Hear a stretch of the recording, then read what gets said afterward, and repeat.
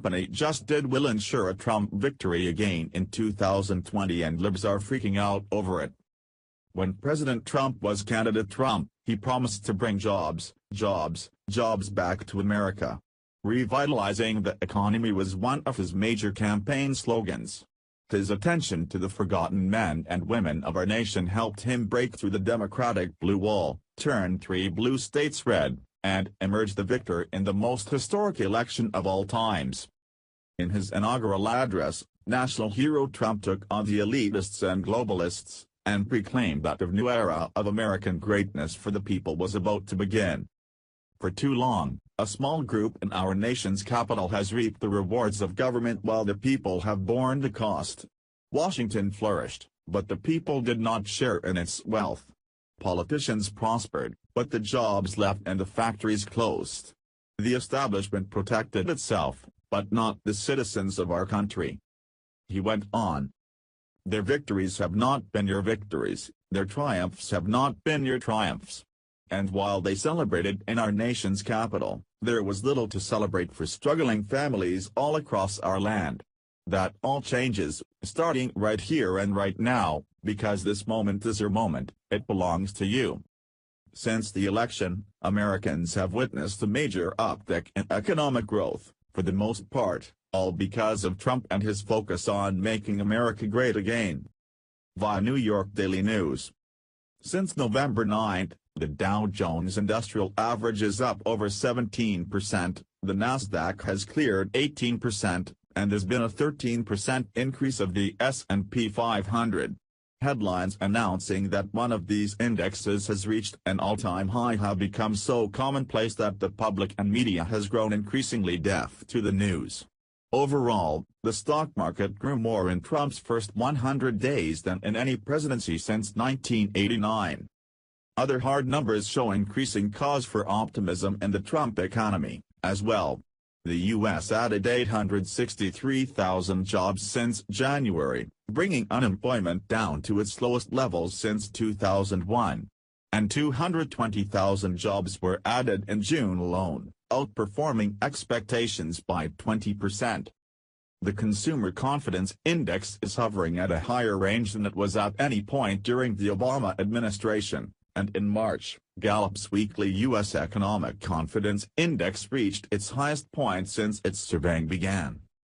The Philadelphia Fed Index, essentially a measure of Northeast manufacturing, has increased noticeably since President Trump was elected.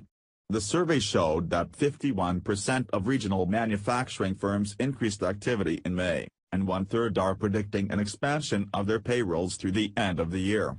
This jives well with the Trump administration's touting of the 41,000 manufacturing jobs added since January. Now, on top of all this winning, President Trump has scored another major victory that will upend the apple cart that is the 2020 presidential election. Foxconn, a massive Taiwanese company that builds electronic parts for the likes of Apple and others, announced it is building a gargantuan $10 billion manufacturing plant in the state of Wisconsin. Up to 13,000 jobs will be created in the state, with each job paying an average of almost $54,000 a year. Republican Governor Scott Walker's office said the deal could result in up to 22,000 jobs, with 10,000 from construction of the plant. Trump shocked the nation when he won this traditionally blue state by over 20,000 votes. As the economy is a good bellwether as to whether a president will win re-election, the move by Foxconn could seal the deal for Trump in 2020. Via Madison.com. In what's being called the largest economic development project in state history, Taiwanese electronics giant Foxconn plans to build a $10 billion plant in Wisconsin that would create liquid crystal display panels and employ as many as 13,000 people.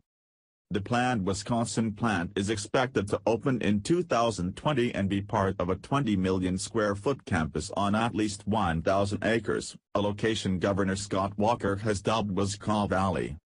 The state would offer $3 billion in economic incentives, Walker said.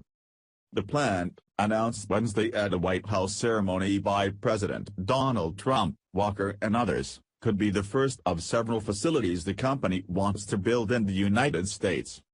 It starts today with this investment in Wisconsin, Foxconn Chairman Terry said at the White House.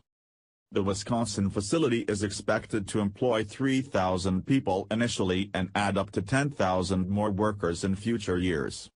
In addition to Trump and Walker, House Speaker Paul Ryan of Janesville, U.S. Senator Ron Johnson of Oshkosh and Vice President Mike Pence attended the announcement. Other members of the Wisconsin congressional delegation, and state lawmakers, were there. Today we're announcing the single largest economic development project in the history of Wisconsin, Walker said, noting the plant would be 11 times the size of Lambeau Field. These panels will be made in America, proudly in the state of Wisconsin.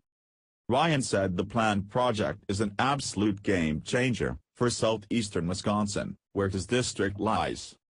Trump, in turn, said his election helped make the deal possible. He said Foxconn is coming to a state that's very close to my heart, Wisconsin. If I didn't get elected, definitely would not be spending $10 billion on the project, Trump said. President Trump's daughter, Ivanka, also announced the deal on social media. Libtards, in epic fashion, started melting down immediately. Of course, intelligent people who want America to be great again and for jobs to come back to the U.S. were a lot more optimistic. Libs can cry all they want about Trump and Russia, but real Americans are excited to have a president who loves his country, and his fellow countrymen and women enough to look out for their well-being. Trump is winning, and so is America. Isn't it great to have a real president again? Share this if you're not tired of winning, and you want Trump to kick Libs ass in 2020.